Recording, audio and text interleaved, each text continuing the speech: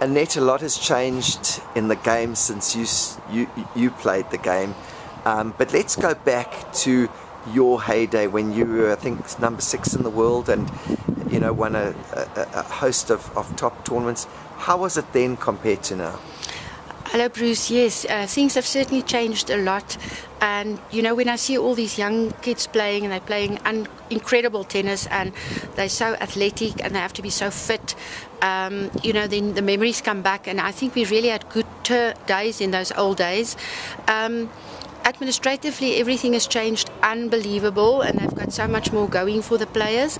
To play the game, the game stays the same mentally, and then obviously physically it's changed because of the equipment, but I really do take my hat off to today's athletes. They are wonderful. And if you go back to your days, just tell us a bit about you as a player. What were your strengths, what were your weaknesses, and tell us what your highlights were as a player. Bruce, do you know how long ago that is? Well, when I played and I went overseas, I was really young. I was 16, 15 and a half, and I went over, and it was just all the strange experiences, going on grass for the first time, playing the French Open for the first time. And I would say that some of my highlights, I actually only realized it afterwards, was playing Fed Cup for my country, and I would have loved dearly to play Olympic Games, but we were in the difficult years and we couldn't. And then really and truly, although I love Wimbledon the most, to go back and watch, the French tournament was my highlight, getting to the semi-finals in the singles and winning the mixed with Fru Macmillan. And then also in Australia. And in my day, we didn't have a US Open. The last year of my career, we went to Forest Hills then, and it was still, we went on a shuttle, all the good players, after the German Open. So things have changed, but I really had a good time.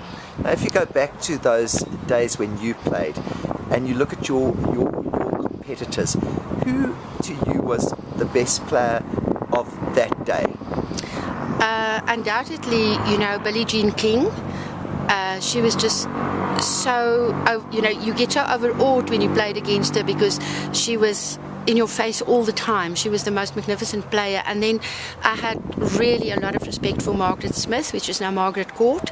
And I can remember my first mixed match in Italy, playing against Ken Fletcher and Margaret Smith, then the number ones in the world, and how she's truly a champion, talking to you, and treating you as a really human being. It really was nice.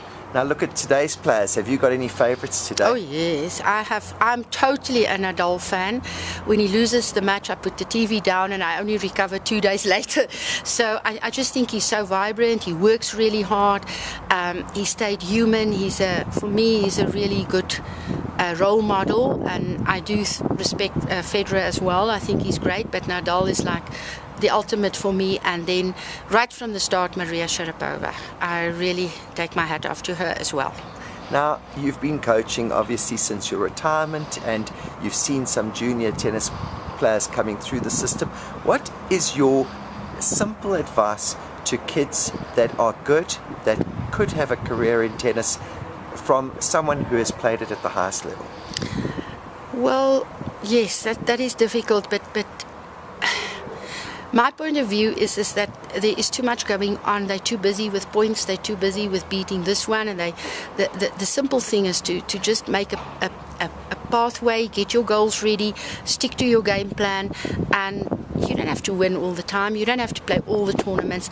And please do not chase points, and work out a reasonable goal every year. Don't go overboard. For me, I like the quiet ones, making it in the quiet way. And tennis was obviously and is a very big part of your life. Is tennis a great game for any kid to play? For me, tennis is one of the better games to play for kids. I've got my grandkids playing now, and it is the greatest game. If we can keep it simple, and if we can just keep the level of energy going and the ethics in the game, I think it really is one of the best games, because you can play forever.